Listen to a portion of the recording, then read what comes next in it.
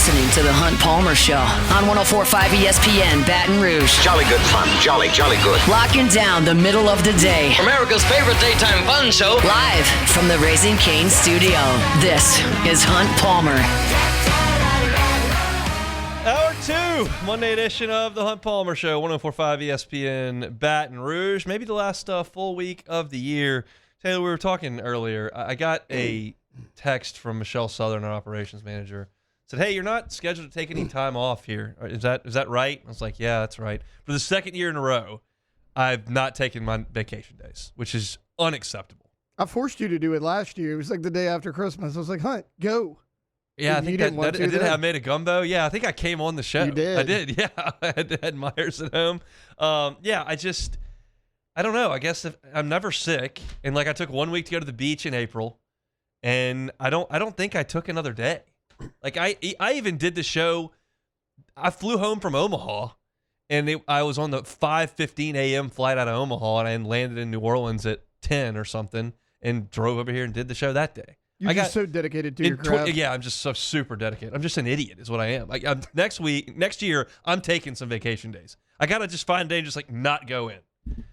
But then I'm probably end up writing something for the site anyway. I just do like June after the World Series. Like nothing's going on then. Yeah, I mean, hopefully LSU baseball gets us through June. July is when I need to pack it in. But you got 1 week for media days there in July. But I think Alyssa and I are going to go on a trip next year, which is good. So we need to make that happen. But I gotta not because some of the vacation days don't roll over. I just light the hours on fire. 5. So how many do you have? I mean, I'm going to look this up, how many vacation days I'm wasting, because it's right there. Net checks, log in. I mean, so we can roll up 5 days over? Yeah, you can roll 5 days which over. Is 40 hours? Yep. I can roll over? Okay. Well, I'm not going to look that up on the air because that's going to take too long. But I might look it up in the break and see. I can roll 40 hours. I'm losing 3. I think I have 8 days left, and I'm just like, whatever. That's not. That's not that bad. I normally do that every year. All right. Well, let's see how many. Here, I got it. So I've got 96 hours. So I can roll over 40. So that's 56 hours. So you're losing about 9 days, something 9, 10. That is depressing. Depressing. Working too hard. Working too hard. That's too many days. I should just stop now. I could quit for the whole year. I could just take the rest of the year off. Got to cover the Texas Bowl though. We got to get those Texas Bowl takes in. Texas Bowl. I wrote about the Texas Bowl at LouisianaSports.net today. You can read that. All right, let's talk about some real sports. Let's talk about LSU basketball.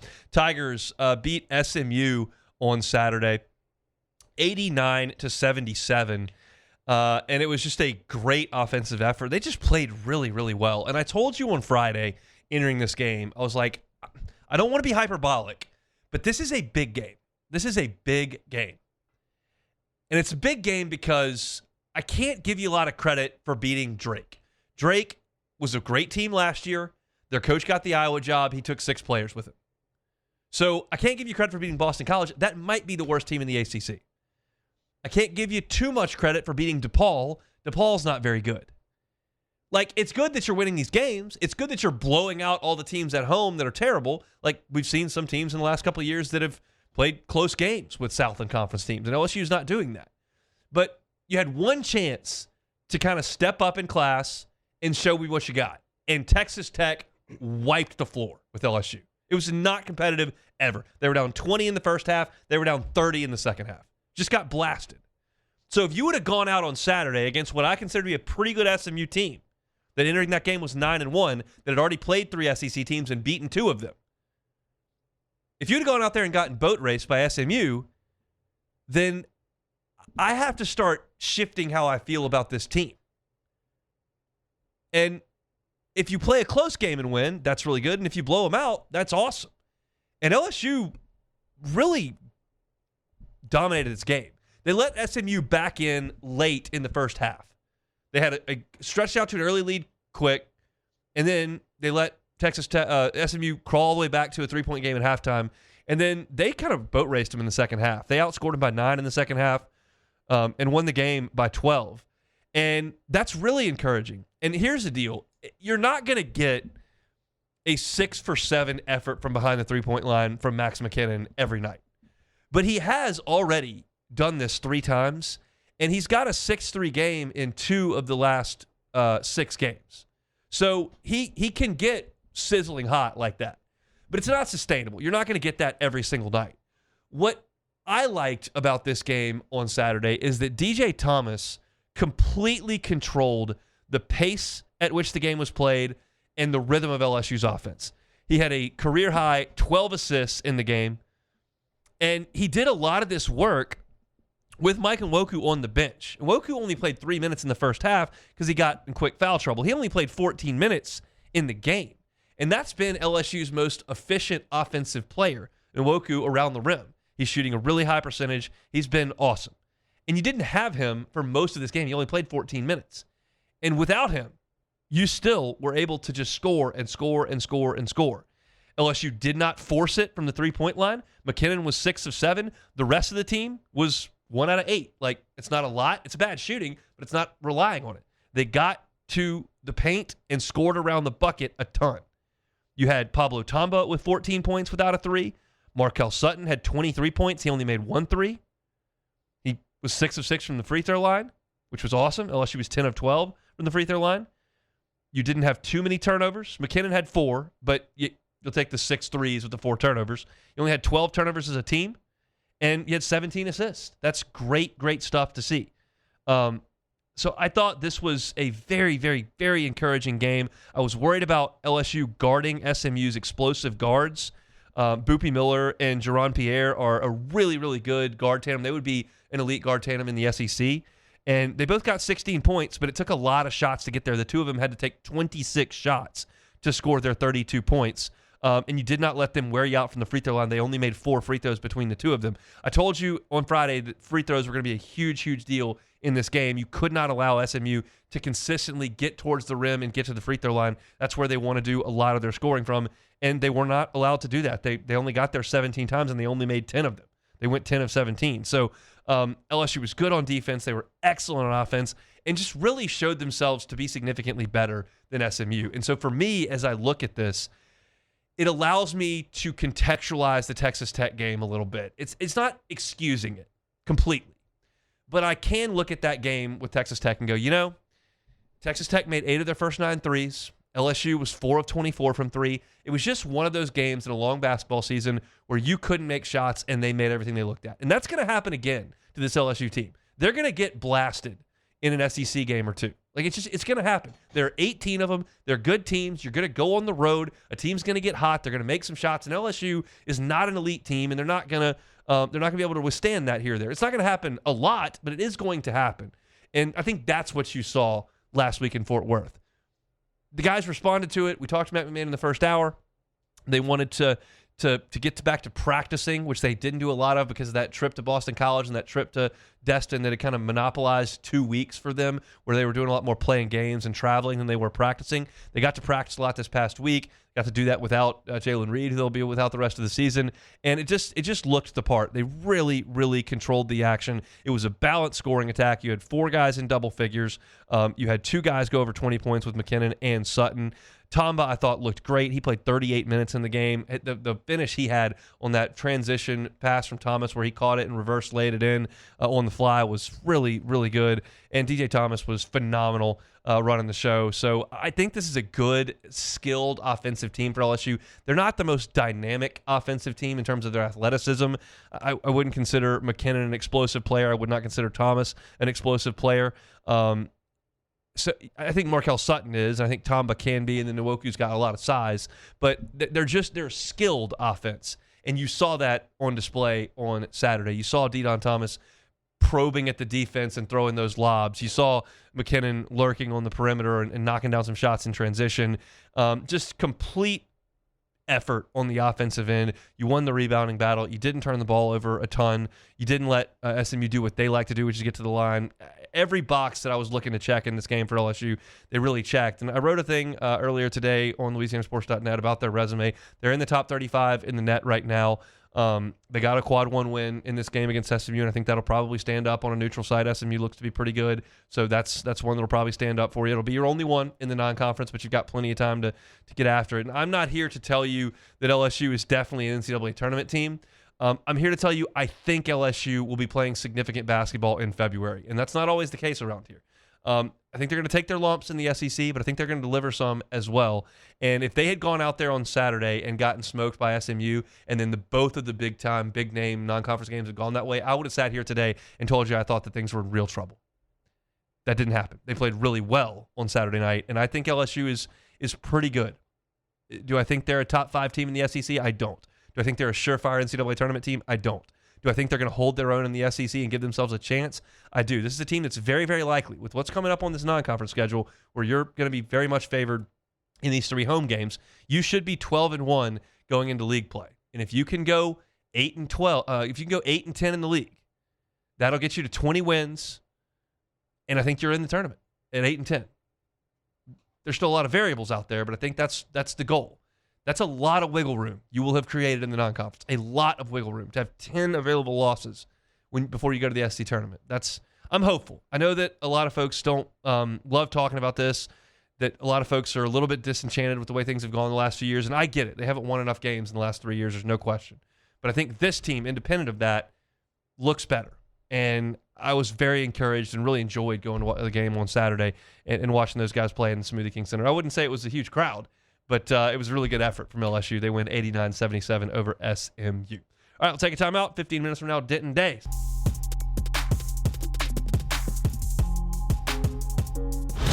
You're listening to The Hunt Palmer Show on 104.5 ESPN, Baton Rouge. Thanks for starting your work week out with us here on 104.5 ESPN, Baton Rouge. Chat with Denton Day, SiriusXM's College Football Overtime coming up in 15 minutes. All right, Taylor, I'm going to play a game with you here. You are Lane Kiffin. Tell me if you make the phone call or not. DJ Lagway. No. Dylan Raiola. No. Why? Lagway, look, I get it. Everyone wants to say DJ Lagway's talented. He's a former 5-star. I can't tell you what he does well. Yeah. Dylan Raiola is more of a phone call for me than DJ Lagway. Lagway's not mobile. He's hurt all the time. The guy's made of porcelain. He missed all offseason and all preseason camp because of 2 different injuries. I don't really know what he does well. And I'm not saying, you have to be super mobile, but you got to move a little bit in Lane's offense. Those are the quarterbacks that have succeeded. I don't know if DJ Lagway can do that. Trinidad Chambliss. I mean, yeah, for the obvious reason. You've seen him do it. He's had success in your offense. Austin Simmons. He liked him enough to recruit him. Yeah. Didn't like him enough to have the starting job. Yeah. Okay. Here's my deal. Lagway is interesting. I will say this. I've said this a couple times on the air. In July, before we got on the airplane to go to Atlanta for Media Days, I watched all the returning quarterbacks' YouTube highlights just to kind of refresh my memory. We had just come off baseball. It was the middle of the summer. I was trying to get back into football. And I remember Marcel Reed and DJ Lagway looked better on the highlight tapes than I remembered. And obviously, Marcel Reed has parlayed that into a great season. And DJ Lagway did not. And the question is, how much of that is because he's not very good, and how much of that is because Billy Napier's offense and the weapons around him weren't good enough? And I don't know. I have so much trust in Lane Kiffin that it's almost like carte blanche with him, whatever you want to do. I watched Lane Kiffin set offensive records at Alabama with Blake Sims at quarterback. He was literally practicing with the running backs. And then he went over to quarterback and set a Bama passing record. So, his ability to make things easy for a quarterback is incredible. Lagway's got a massive arm. He's big. He doesn't run great. And I don't know that I'd be over the moon if LSU landed DJ Lagway, but I would trust so much in Lane Kiffin that I would probably convince myself that he would have a good year. Yeah, I don't necessarily disagree, but to your point, I agree with you about I have trust in Lane. Do you need a big name with Lane Kiffin? I mean, I'm getting a guy that fits the offense. I'm not SEC, not SEC. I'm not worried about it. Trinidad Chambliss was a Ferris State. Yeah. There's a lot of options out there. He was from Ferris State to Temple Kiffin said, hey, come on down to Oxford, and got it to work. Trinidad Chambliss is an absolute yes for me, no question. They went 11-1. He made a lot of plays, and he understands what he's trying to do in that offense, and I think he's a slam dunk. Austin Simmons, he was hurt this year. I get it. The turnovers, he threw 4 interceptions in 2 weeks, and I don't know if that's indicative of the fact that he's a bad decision maker or it was planned through the injury, or I'm not sure, but that's a concern for sure. Dylan Raiola, I'm inconclusive on that. I'm going to have to do a little bit more watching of what he did this past year. There was a tweet I saw from, I think it was from Stuart Mandel, that said basically he was the only real ray of light in Nebraska football under Matt Rule at this point. Nothing else has gone well. So it seems like he's a big talent. Seems like he may have a lot of baggage with him as well, but he's kind of bounced around. But that's part of being a quarterback. Everybody's a transfer quarterback these days. If you're making me pick right now, I would say Trinidad Chambliss is pick number 1. But beyond that, you're going to start to see a ton of guys jump in the transfer portal. And so while LSU's quarterback situation right now is dire, you have Michael Van Buren and nothing else because Colin Hurley is away from the team. Garrett Nussmeier's out of eligibility. He's all you've got. You've got to go get 2 quarterbacks in the transfer portal, which is going to be difficult because you're going to have to get somebody to come in that's not going to start. But there are enough options that consistently jump in the portal. We talked about Bryce Underwood last week. He's not in the portal. He would have to take a big pay cut to get in the portal, but he doesn't have a head coach. But there's always a Carson Beck. There's always a Cam Ward. There's always a Dylan Raiola. There's always the next transfer that you can go get that's a proven college player. And to me, when I look at what Lane Kiffin's done with quarterbacks, and I look at the resources LSU has ready to dispose, and I look at the playing time that is available for a quarterback to come to LSU because they don't really have one, it is probably the best landing spot in the country for a quarterback in this portal cycle. I cannot come up with any place that is a better place to jump to than LSU at this point. No, I agree with you for everything you just said. Immediate playing time, a Lane Kiffin offense, but also you're not going to have to carry the team because you have a Blake Baker defense to bail you out if you need it. So you can kind of play within that system. I'm with you. LSU's going to have their pick of the litter, if you will, in this transfer portal cycle. It's going to be the biggest thing that happens in the portal is the quarterback that LSU lands on for next season. And that decision, whenever it comes and whoever it is going to dictate the expectation level, I think, immediately. And it's probably going to be pretty high because you can change this thing really, really quickly. Kurt Cignetti changed things in Indiana really quickly. Clark Lee didn't change things at Vanderbilt quickly, but he got them changed when a quarterback came in and changed the way things were going in Nashville. That is the position, now that you've got your coaching staff filled out, that is going to be the most impactful. Obviously, that goes without saying. But you start to look at the options, and before these guys start jumping into the transfer portal, it's hard to envision, okay, who's your quarterback going to be? But as the days stack up and more talented dudes, former 5 stars, former Power 5 starters, these guys start to jump into the portal, it's now easier to sit back and look at this and go, LSU's going to end up with a starting quarterback next year that probably threw for 2,800, 3,000 yards somewhere else, probably threw 20 touchdowns somewhere else, probably has started 12 to 24 games. We just don't know who it is yet. And that's going to be the most impactful thing as you move forward. And to our point, you should have the pick of the litter. You've got this Nike deal. You've got the funds that Lane Kiffin said in his press conference he was promised. You've got playing time. You've got the best offensive mind probably in the country calling the shots. It's as good a spot as I can imagine stepping into. And now you're starting to see these guys one by one jump into the portal.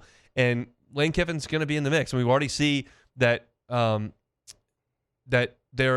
is attached to Sam Levitt. LSU is attached to DJ Lagway. You're seeing Pete Nako's report. LSU's making contact with these guys one way or another. And I'm fascinated to see how the next 2 weeks play out. It's one more audition for Michael Van Buren in the Texas Bowl. I wrote about that earlier today, but I would be surprised if Michael Van Buren was LSU's starting quarterback next year. Just the way I'm reading things. So we'll see. But it's going to be a wild, wild time. One more piece of news before we get to Denton Day here in the next segment. Austin Thomas is the new general manager at Ole Miss.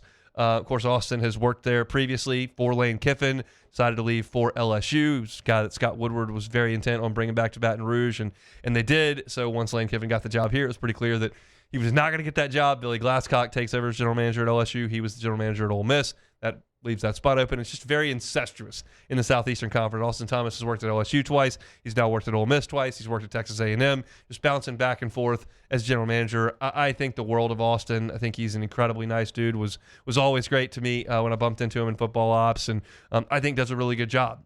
Obviously, this year didn't go the way that many thought that it would. They did a pretty good job on a lot of the portal guys that they signed. I think they hit a home run on Mansour Delane. I think they hit a home run on A.J. Halsey. I think DeMarcus Cooley played excellently. Jack Pyburn had a really good year. I thought that Barrion Brown made some plays. Certainly Xavion Thomas from last year had an excellent year this year. Aaron Anderson's a guy that they brought in as well that had a great season. It just didn't work out on the offensive line, didn't work out offensively. But I think Austin Thomas is a really bright guy. I think he's a great man. And, I'm not pulling for his Ole Miss Rebels to do well, but glad he landed on his feet there in Oxford. And he'll be comfortable there, and they'll hit the ground running. And, again, hopefully they don't win a lot of games. But Austin's been great, and I think was a great representative of LSU while he was here.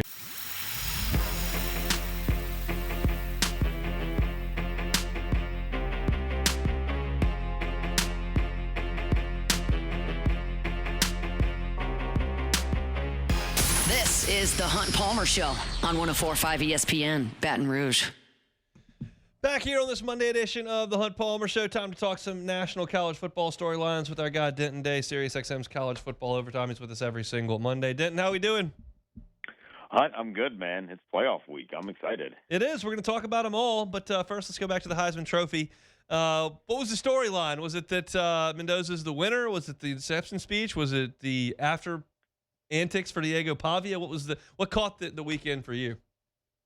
I think it's a little bit of the acceptance speech and the antics, unfortunately. Man, he kind of sucks, dude. Yes. He's just not a fun dude to root for. Like, at the very least, when Johnny Manziel was doing those things, he was beating Alabama. I know Diego Pavia beat him last year, but you didn't beat him this year. So I thought that was a little classless, but then the apology was classy. So maybe he evens himself out a little bit. Mendoza gives me some big-time Kirk Cousins vibes, and I like Kirk Cousins. So I think he seems like a very genuine person. We knew he was going to win. Was he the right winner? I would have voted for Jeremiah Love, if we're being honest. I didn't have a vote. But I was happy to see him win, and I think it's a great story for Indiana, and they have an opportunity to pull off an immaculate season and win a championship. We'll see. Things crank up coming up this weekend. It starts with Alabama and Oklahoma in a rematch on different grass. First one was in Tuscaloosa. This will be in Norman. How do you feel about that one? I don't know that this one is going to be particularly close, and that's a crazy thing to say because I think Oklahoma has the potential to stomp Alabama. I just don't think they're playing good football, the Crimson Tide. I don't think they can throw the ball very well. They haven't been able to run the ball this entire season, and you're going up against a defense that is really good, and even if you could do those things at a high level, stopping them, really the question mark is John Mateer because he hasn't been exceptional either, but they did enough to beat Alabama in Tuscaloosa. I feel like Norman is going to be a crazy environment. I know Alabama, I haven't looked at the line today yet, but I know Alabama opened as the favorite. I just don't see it that way. I think Oklahoma's a better team, and I like the Sooners pretty big in this one, Hunt. Alabama -1.5 is the number as we sit here 4 days from kickoff, so we shall see. Another SEC game at an SEC venue. That's Saturday morning, 11 o'clock. The U, Miami headed to College Station. Aggies 3.5-point choice. What you think? I think Texas A&M should beat them. I think they just got to put pressure on Carson Beck and make him make choices. He's not very good at that. That's the reason they were in this debacle in the first place, because when he played, competent teams, he turns the ball over a lot. I hope that the bad is out of the system for Marcel Reed, at least the really bad stuff that had them down 30-3 against South Carolina and had them losing to a Texas team that was good but not great. Miami, I think, is a little bit more talented in certain areas than Texas. At the very least, Carson Beck is, I think his upside right now is better than that of Arch Manning. I do think Texas A&M wins that one, but that has the potential to be a really crazy, all over the place kind of football game that you'll be wondering how many mimosas you had when you're sitting there at brunch watching it. What would the story be if A&M lost this game? That's a great question. It would probably be something about Marcel Reed, because if they lose this game, odds are you see the worst version of him. Think first half in that game against South Carolina where the interceptions were coming left, right, and center. I would say if they lose this, I don't think that defensively they're going to give up like 40. I just don't think they're built that way. I think Elko's done a really good job on the defensive side. I think if they lose this, then something had to go sideways on offense, and that would likely fall on the shoulders of Marcel Reed. Be quite a fall from grace after where Texas A&M was entering that game against Texas. 2:30, Tulane and Ole Miss. No Lane Kiffin. The rest of the staff pretty much is there, and Tulane's got its staff, which is on the way to Gainesville here. So what do you think about that game? 17.5 is the number. I mean, I hate that Texas A&M and Miami is the start because that's the best game of the day. Yep. And I would like to save that one for the main event. I mean, this one, honestly, if we're still watching it into the third quarter, paying any sort of real attention to it, congratulations to Tulane. But that's going to be ugly, man. Like, they just don't have the talent. And with or without Lane Kiffin, this is the one where Ole Miss will be able to survive. When they play good teams, we'll see how big of a drop-off that is. But, I mean, come on, man. The group of 5 team taking on a team as good as Ole Miss, it's going to be bad. Well, I would imagine you feel the same way about the nightcap. Oregon's a 21.5-point favorite over James Madison. Any chance the Dukes keep it close? Nope. I lay that number as soon. So I can't, when I'm in Virginia, I can't bet on teams in Virginia, as I'm sure you guys are aware. Okay. But when I went to D.C., just literally a 5-minute drive, parked, let's pull out the old gambling app, let me lay that 21.5 real quick. I mean, Oregon's a legitimate national championship contender in a way that, like Oklahoma and Alabama, I don't think either one of those teams is. I mean, maybe A&M is, but probably not. Miami is definitely not. And then Tulane and Ole Miss, especially with no Lane Kiffin, is definitely not. But Oregon is the one team that's playing this weekend that if the pieces fall the correct way, they have national championship potential. James Madison defensively is they're pretty good for a G5 team. I think they have some guys that fly around. But I don't know how much you watch that Sun Belt game. Their quarterback's good when he's running the football, but it's a different beast when you're running it against a Big Ten team that's fast, and the accuracy is just not there. And you're going to have to be perfect if you want to keep it even close against Oregon. I just don't think James Madison has it. I want to stop you because you said I don't know how much you watched of that Sun Belt game. Just for forevermore, just realize that the answer to that is none. I've never watched one, and I will never watch one. So that is the answer to that question eternally. I've never watched any Sun Belt games. So just so we have that. The game itself was fine, but it was like there were some plays where I'm like, oh my God, this team's going to play for. Yeah. They're going to play in the college football playoff, and he just missed a 5-yard out route by overthrowing it 10 yards. Like how is he going to do that when he's playing against a good defense? All right, what if I put you in charge of Michigan search? What are you doing? I'm doing kind of what they seem to be doing. Ward Manuel's an idiot, but he's at least getting this part right. I'm going to have a blank checkbook. We didn't have to pay a buyout for Sherrone Moore, so we got all the money in the world, and I'm going to talk to Kenny Dillingham and get him to say that I was playing basketball for 2 hours, and that's why practice is late, which, side note, that might be one of the most hilarious ways to sidestep an interview question. Hey, Coach, why was practice 2 hours late? Bro, I was hooping. Really? Like, really? You were hooping? That's why practice is late? I would go talk to Kenny Dillingham. If Alabama gets trounced, I'm calling up Kalen DeBoer. I'm making a bunch of these dudes say no. Now, the unfortunate reality is that a lot of them will say no, but I would make a bunch of these dudes say no. But I would, if I'm in charge of that, I'm making sure I'm getting a smart offensive guy. Bryce Underwood is something. I think we saw enough in his true freshman season to say, there's something there. We just need somebody that can take advantage of that. So I would make sure that I'm going and getting a guy that could really coach up a young quarterback and get him to really take leaps and bounds forward. Because I think the potential is there. We were talking about quarterbacks a little bit earlier because LSU is going to be in the market for 2 of them coming up in the next couple of weeks, and you're starting to see names trickle in. DJ Lagway today. That Sam Levitt will be in as well. Dylan Raiola went in today. Like, what are your thoughts on LSU and quarterback and whether or not any of these guys are worth a phone call? Lagway, I think, is definitely worth a phone call. I would say that Raiola is worth a phone call as well. He's been a little bit more surprising. I thought with Matt Rule coming back and taking the extension and not going to Penn State that he might stay. But then when they fired the uncle and the brother went in the transfer portal, it only was natural that he was going to go as well. Lagway, I think, would be the best fit at LSU. I know Lane Kiffin wants him. His Twitter has made that very, very clear, and his retweeting habits. God, you guys are going to have so much fun with this over the next couple of years. You better flip those notifications on for Lane Kiffin. But I do think he's a good player. I also really like Sam Levitt. I do think if he was healthy, he could have gone to the NFL this year. But if you can get him into a program and surround him with, really, really good wide receivers and a good offensive line, I think he has the potential to be really good. Whoever LSU gets, though, and you know this, you got to have bodies on the offensive line that are better at protecting than they were this year. Nussmeier's in a tough spot. If you protect any one of those three guys, I think that offense is going to look light years better.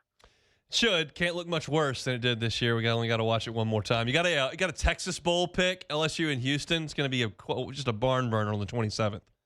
I mean, what's the total on that one? I have no earthly idea. I don't even know if there's a line on it. If LSU's favorite, I don't have a clue. Let's see. I can't see. I have no idea. I don't know anything about the Texas Bowl other than it starts at 8:15 at night, and I do the post game show until 3 a.m, which I'm not thrilled about.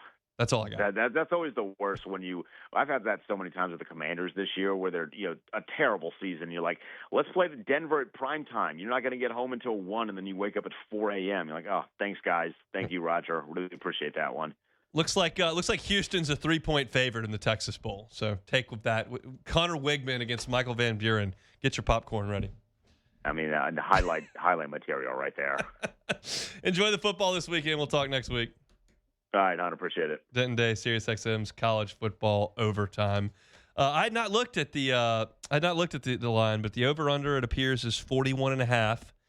And if you want to bet LSU on the money line, you can get plus 124 coming back. So plus $1.24 coming back on the Tigers. Still see that game time, 8:15 p.m.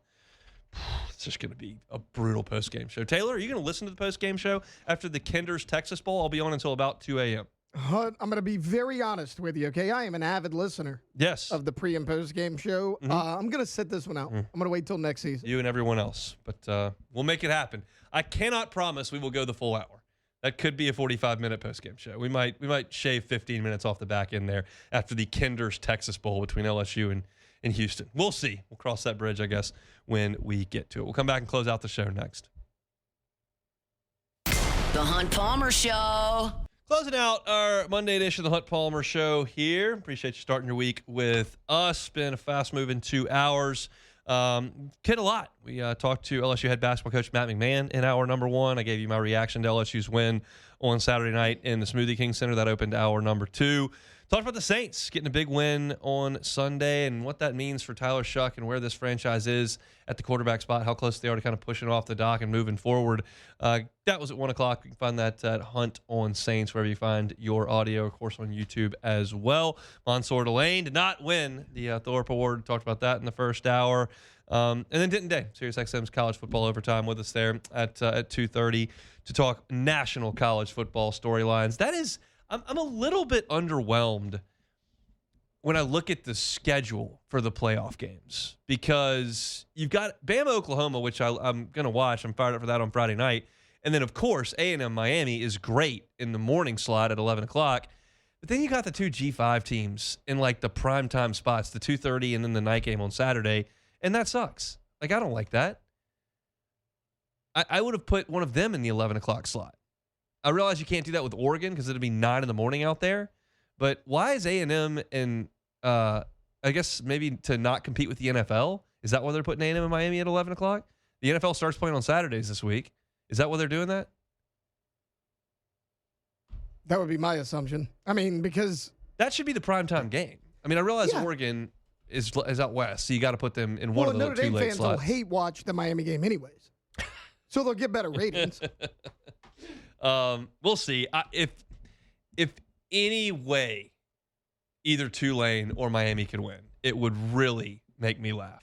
Like if I could find a way. I think the buffer that I have the following week that has Georgia and Ohio State playing those 2 teams, I don't think that they're going to get out of that. But, man, if I could find a way to get 1 or 2 of those teams out in the first round, that would really make me happy. Miami could win, I think. I mean, you know how I feel about Texas A&M, yes. though. Tulane. I think Tulane's going to get beat by 30. You can't find 5 touchdowns on film. And they lost by 5 touchdowns. I don't care what adjustments you make. You can't find 5 touchdowns on film. That's not good. All right, take it or leave it. Take it or leave it. Take it or leave it. Presented to you by Flight by Yingling, the next generation of light beer, crafted by America's oldest brewery. Today's hottest stories in sports, news, and sometimes even Hunt's life. The question is, will he take them or leave them? Flight by Yingling, the next generation of light beer. Had a couple of flights yesterday when I was stirring a roux for gumbo. Delicious, fantastic. Looking for a light beer this holiday season. 95 calories, just 2.6 carbs. Flight by Yingling, it's the next generation of light beer. All right, Hunt. Scotty Scheffler won the Jack Nicklaus Award for the PGA Tour Player of the Year. He has now won that award 4 straight years. Is Scotty the best player since Tiger? Take it or leave it. Take it. This run that he's on is the closest thing since Tiger. It's not remotely close to Tiger, but it's the closest thing since Tiger. I thought there was a chance because Rory McIlroy completed the Grand Slam, won the Masters. I think he won Scotty may have won the Players. Rory won another big tournament this year as well. Thought there was a chance that he might get Player of the Year, but Scotty, I mean, you had a tough time not giving. And Rory also led the European Ryder Cup team to their first win on American soil in a long time. So I thought McIlroy had a chance, but Scheffler, he's ridiculous. All right, the Chiefs have been eliminated from playoff contention, but Patrick Mahomes tears his ACL, meaning he could miss the start of the 2026 season. Kansas City dynasty is over. Take it or leave it. I'll take it. I think it is. We talked about this a little bit last week with Jordan, but Andy Reid's not going to be there forever. I feel like he will eventually decide that's enough, and you can't turn down an opportunity to go, play for another Super Bowl. But now I think they lost last year, and he's out this year, and they're going to miss the playoffs. It feels like that may be done. Travis Kelce would not surprise anybody if he stepped away after this year. So kind of like the DNA of that run is Reid, Mahomes, Kelce, and 2 of them are going to be out of the equation at some point. Mahomes is still a really good player, and their defense is still pretty damn good, but they're just not the class of the NFL anymore. And last year, they were really good, but to go 11-0 in one-score games is not replicable, and now they're paying it back. They're 1-5 in those games this year. So and now Mahomes is out. So yeah, I think they're done. After his performance on Sunday against the Seahawks, Shane Steichen says Phillip Rivers is going to be the starter again in Week 16. Can Rivers lead the Colts to the playoffs? Take it or leave it. I'm going to leave it. I mean, the Colts are good. They got a good defense. They run the ball really well. So it's not like they're asking him to step in and just sling it all over the place. He can't, throw the ball. I mean, the ball is just wobbling out of his hands, floating. But I just think that was probably a 1-week thing and that it's going to catch up to him. It wouldn't surprise. I mean, I hate to say this out loud, but if I'm going to be honest about the situation, it wouldn't surprise me if he got banged up. He just came off the couch. You're playing the NFL. I realize that he's trying to get down, but somebody's going to come off the edge, and he's 44 years old. I can't imagine this going really well for 3 more weeks. Well, how about this? 49ers, Jaguars, Texans to close things out. So 3 potential playoff teams there. For the Colts, all right, last one. The AFC playoffs this year will not feature Patrick Mahomes, Joe Burrow, and Lamar Jackson is on the outside looking in at present time. This is a make-or-break postseason for Josh Allen. Take it or leave it. I'm going to leave it because I still think he's really good and he can come back next year. And so, but it's important. Your main competition in the AFC is now Bo Nix and Trevor Lawrence and Phillip Rivers. I feel like you ought to be able to get that done. I'm pulling for Buffalo. That is a tortured fan base that has never had the top of the mountain. They got so close there in the 90s all those times and have been good this so year. Enthusiastic. Oh, and they love it. I mean, what else you going to do in Buffalo? You got wings and the Bills. That's what we got. So, it's important that he try to get it done, and I think the path is reasonable there for him to do so. They're very, very good. I'm curious about Burrow. The vibes are awful. I've never seen him look and sound like this. They got shut out yesterday. Did you watch the game? No. He looked lethargic, like he was just kind of going through the motions, and that's never Burrow. Yeah, I don't know what the deal is. I mean, I saw Jamar Chase's press conference yesterday where he was like, he's there to pick me up. I got to pick him up. Something's going on. I mean, he's not married, so he's not getting a divorce or something. I don't know. Is it just the sick of the injuries or lose? I don't know what the heck's going on. These press conferences are dark, and I don't. Yesterday was just awful. I mean, they didn't score. He's throwing pick six. That was a sick play by the linebacker to hand the ball off to that guy for a pick six. But it's a bummer because I enjoy so much watching Burrow and Chase play great football. I had so much fun when they went to the Super Bowl, and I've enjoyed watching them in the playoffs when they've made it. And it feels like it's coming to an end. And I don't know, they're both under contract, but people are talking. I mean, Dan Orlovsky's on ESPN today talking about that he needs to be the next quarterback of, he listed like 4 different teams that aren't Cleveland, like Cincinnati. They're going to trade him? You're going to trade Joe Burrow? Like, how do you recover from that? You don't, but has Cincinnati cared about that in the past? They never had this opportunity. I mean, Carson Palmer was good. He wasn't as good as Burrow at his best.